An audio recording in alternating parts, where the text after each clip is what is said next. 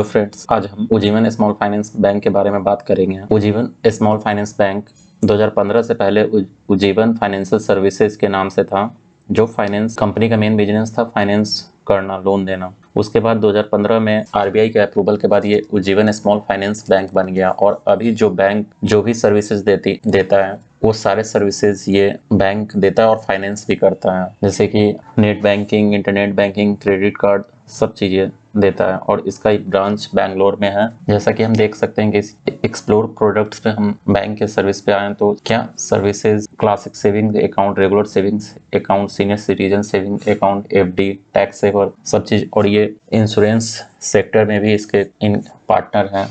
अभी हम देखते हैं, जैसा कि फ्रेंड हम देख सकते हैं कि ये इसका जो बिजनेस है संपूर्ण फैमिली बैंकिंग में, ये 2 व्हीलर, 3 व्हीलर, इलेक्ट्रिक व्हीलर के लिए सभी के लिए लोन देता है ये कंपनी। और इंश्योरेंस में इसका लाइफ इंश्योरेंस और जनरल इंश्योरेंस इसका पार्टनर है, तो इंश्योरेंस सेक्टर में भी काम कर रहा है। तो अब हम देखते हैं उज्जीवन स्मॉल फाइनेंस का स्क्रीनर पर देखते हैं। तो मार्केट कैप है इसका 5,492 करोड़ का। करंट प्राइस चल रहा है 28 रुपये 10 पैसे का। 52 वीक हाई है 30 रुपये 50 पैसा और 52 वीक लो है 13 रुपये 50 पैसे। प्रोमोटर होल्डिंग इसका 73.7% है। आरओई अभी 10 से नीचे है, कम है, लेकिन इसके बारे में हम क्यों बात कर रहे हैं अभी देखिएगा। सेल्स लास्ट ईयर हुआ है 2813 करोड़ का और कैपिटल एम्प्लॉयड है 2057, तो सेल्स ग्रेटर देन है तो सही है। इंटरेस्ट कवरेज रेशियो 1 से ऊपर है, सही है। रिजर्व 832 करोड़ का है और डेट टू इक्विटी 7.27। कोई भी बैंक हो या एनबीएफसी कंपनी हो जो फाइनेंस देती है, उसका डेट टू इक्विटी रेशियो हमेशा 1 से ऊपर होता है। लोन देना ही काम रहता है मेन बिजनेस इसका।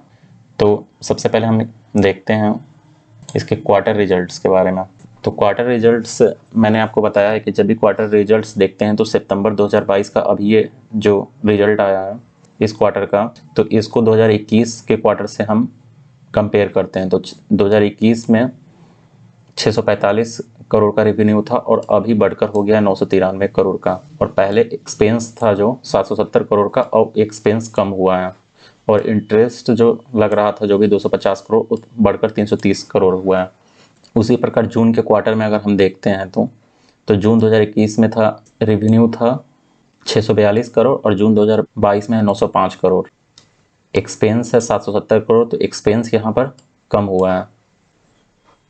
टोटल प्रॉफिट, नेट प्रॉफिट में हम देख लेते हैं। देखिए प्रॉफिट जो है वो मार्च 2022 से इंक्रीज हुआ है 173 करोड़, 271 करोड़ और 395 करोड़। 395 करोड़ जो इस बार सितंबर 2022 में 395 करोड़ अभी सभी क्वार्टर से अभी तक का सबसे हाईएस्ट प्रॉफिट है। तो कंपनी बहुत अच्छा कर रही है।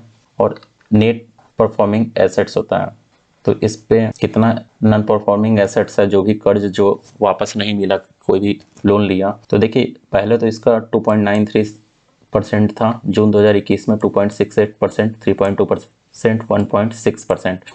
तो दिसंबर 2021 से इसने नॉन परफॉर्मिंग एसेट्स को कम करना स्टार्ट कर दिया। तो देखिए मार्च 2022 में था 0.61%, फिर इसने नॉन परफॉर्मिंग एसेट्स बिल्कुल 0.11% कर दिया और ये अब तो 0.04%। तो कोई भी बैंक का एनपीए अगर सबसे कम होता है तो बहुत अच्छा परफॉर्म करता है, तो समझिए कि ये लगभग 0 है। अगर अगले क्वार्टर में भी जो 3 महीने बाद, एक क्वार्टर 3 महीने का होता है, तो अगले क्वार्टर में अगर ये इसका सेम रिजल्ट रहता है तब भी इसका प्राइस बहुत कम में मिल रहा है। समझिए कि सबसे सस्ता अभी प्राइस में ये अवेलेबल है। तो प्रॉफिट लॉस भी ईयरली का देख लेते हैं। तो रेवेन्यू हम 2020 में 2704 करोड़ है, 2021 में 2806 करोड़ है और मार्च 2022 में 2813 करोड़ है। एक्सपेंस तो आप जानते हैं कि जो भी इनकम माइनस एक्सपेंस होता है वो प्रॉफिट होता है। तो हम देखते हैं कि टैक्स लेने के बाद नेट प्रॉफिट इसका कहाँ पर है।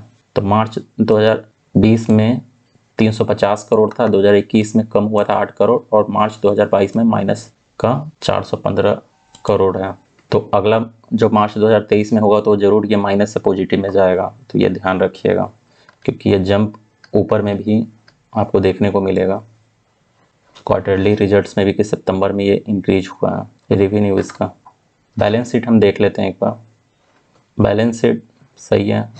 बोरोइंग लिया हुआ है, देखिए यहाँ पर बोरोइंग जो है ये बढ़ रहा है 14 करोड़ 16 करोड़, तो ये इसका फ्यूचर का इन्वेस्टमेंट होगा। अब ये 4,000 करोड़ जब बढ़ाया तो ये फ्यूचर में कहीं ना कहीं ये इन्वेस्टमेंट कंपनी कर रही है। तो जैसे कैपिटल वर्क इन प्रोग्रेस जो है ये देखिए 21 करोड़। ये होता है कि इतना पैसा लगाने के बाद कहीं पर इन्वेस्टमेंट में कंपनी पैसा लगाया हुआ है, और जब ये इन्वेस्टमेंट जब ये वर्क करने लगेगा तो जो भी इसके तरफ से भी इनकम आएगा। फिलहाल ये है। और इन्वेस्टमेंट्स देखिए, इसका इन्वेस्टमेंट्स क्या है कि हमेशा इंक्रीज किया जा रहा है। 1527 करोड़, 23 करोड़, 2516 करोड़। तो कंपनी अपने इन्वेस्टमेंट पर भी ध्यान दे रही है। देखिए 4153 करोड़ के, ये 16000 पहले था, तो इन्वेस्टमेंट के लिए भी इसने 4153 करोड़ रुपए लोन लिया है। तो इसलिए ये मार्च 2022 में 20,000 करोड़ बोरोइंग इसका दिखा रहा है।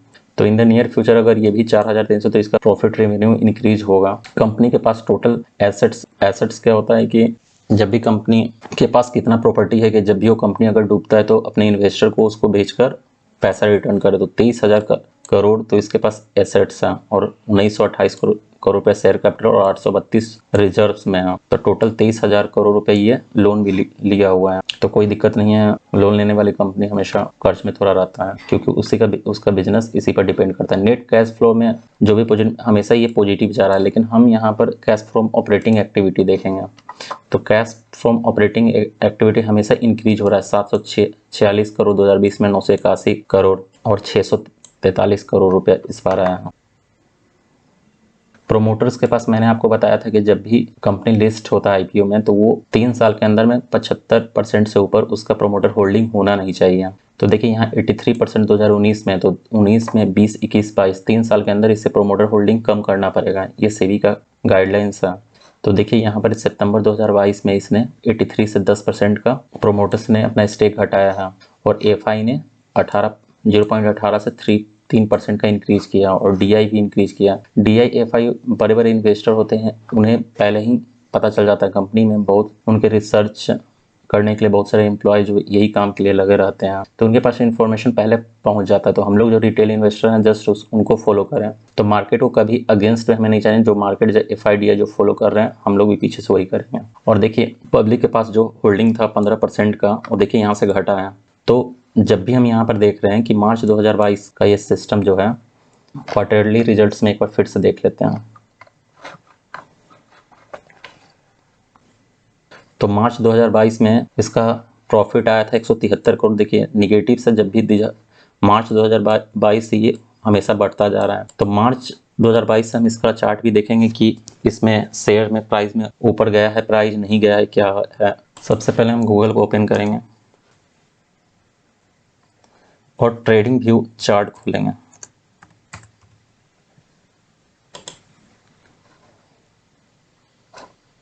डेली चार्ट्स, अगर आपने इस पर अकाउंट नहीं बनाया तो इस पर लॉगिन साइन अप कर बना सकते हैं। यहाँ प्रोडक्ट्स में जाकर चार्ट पर क्लिक करेंगे। देखिए उज्जीवन स्मॉल फाइनेंस बैंक का मैंने खोला हुआ था थोड़ी देर पहले, इसलिए ये खुला है। तो देखिए इसका शेयर प्राइस, पहले देखिए ये मंथली चार्ट है। तो मंथली में तो अभी तो ये 3 साल हुआ है, तो मंथली में अभी कुछ काम नहीं कर रहे हैं। हम डेली चार्ट देखते हैं। देखिए 2020 में जब कोरोना आया था के समय का टाइम है, मार्च अप्रैल का जो भी है, तो वहाँ से ये प्राइस गिरते यहाँ तक हमेशा गिरता जा रहा था। और लोग इन्वेस्टमेंट इसलिए भी नहीं कर रहे थे क्योंकि सभी लोग जानते हैं कि 85% से ऊपर जब प्रोमोटर होल्डिंग होता है तो ये प्रोमोटर अपना होल्डिंग कम करेगा। तो उस समय जब मार्केट में प्रोमोटर लार्ज अमाउंट में शेयर सेल करते हैं तो ये प्राइस में नीचे आता है। तो देखिए ये सपोर्ट था 15 रुपए का। अभी हम मार्च में देखते हैं, जो अभी हमने क्वार्टरली रिजल्ट्स में देखा था। देखिए 8 फरवरी को के आसपास रिजल्ट जो भी आया था। तो मार्च में इस समय क्या है कि जब अर्निंग रिलीज हुआ होगा तो क्या है कि देखिए जब भी अर्निंग रिलीज हुआ तो हमेशा पॉजिटिव आया था। तो लोग क्या है कि यहाँ पर कुछ लोग कुछ सेल कर रहे थे, कुछ वो कर रहे थे, लेकिन रिजल्ट अच्छा आने के बाद देखिए यहाँ पर वॉल्यूम, देखिए यहाँ पर भी वॉल्यूम इंक्रीज हुआ है। तो यहाँ पर लोग इन्वेस्ट करना स्टार्ट कर दिए हैं कि रिजल्ट अच्छा रहा है। फिर देखिए बहुत सारे लोग होते हैं कि अब देखिए यहाँ कंसोलिडेशन फेज है, जब ऊपर में ये टिक नहीं पा रहा है, फिर यहाँ पर आ रहा है अपने सपोर्ट पर।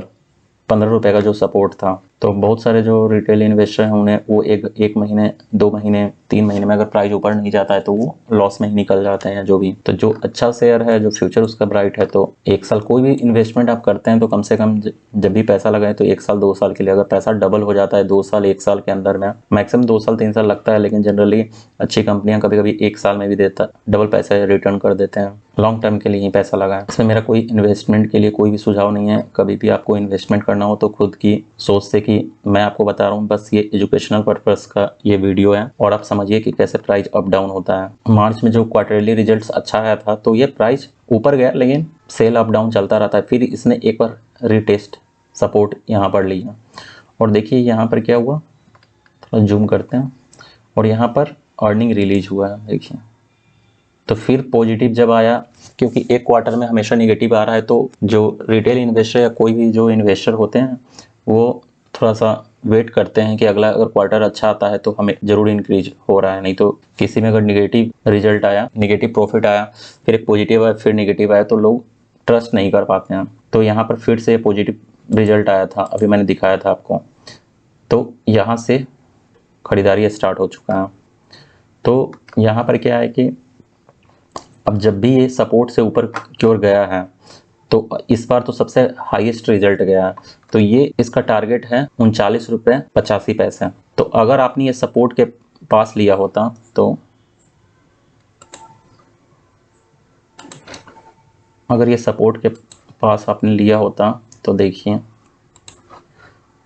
161.43% का आपको प्रॉफिट होता। और जब भी ये यहाँ से आएगा तो अभी तो ये डबल प्रॉफिट अभी तक का मैक्सिमम प्रॉफिट जनरेट किया है, तो अगले क्वार्टर में भी अगर यही प्रॉफिट रहता है तो इसका टारगेट, पहला तो टारगेट है ये 39 रुपये का, दूसरा टारगेट हो जाएगा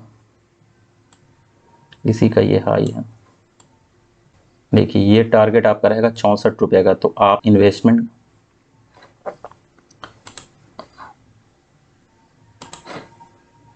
यहाँ से लेकर यहाँ तक का, तो अगर यहाँ पर भी अगर आप इन्वेस्टमेंट करते हैं, आप अपने जो भी रिसर्च कीजिएगा, जो भी है 30 रुपये 55 पैसे से 64 रुपये, अगर ये 64 डबल पैसा होने में अगर 1 साल 2 साल का भी टाइम अगर लग जाता है तो कोई दिक्कत नहीं है। तो शेयर बहुत अच्छा है, मैंने आपको ये शेयर किया। और देखिए एक बार ये जो ये शेयर है, ये अभी प्राइस चल रहा है 30 रुपये का, एक बार यहाँ पर ये रेजिस्टेंस फेस करेगा 39 रुपये पे, तो यहाँ से तो ये 39 तक जाएगा। अब 39 रुपये जाने के बाद ये फिर वापस आता है, क्या आता है, टारगेट तो मिनिमम छोटा सा टारगेट 30 से लेकर 39 9 रुपये का टारगेट है, लेकिन इस ऊपर जाने की ज़्यादा संभावना है। रिसर्च खुद से कीजिएगा, ठीक है, पढ़ते रहिए, सीखते रहिए, एंजॉय कीजिए। अगर वीडियो अच्छा लगा तो चैनल को लाइक और सब्सक्राइब करें।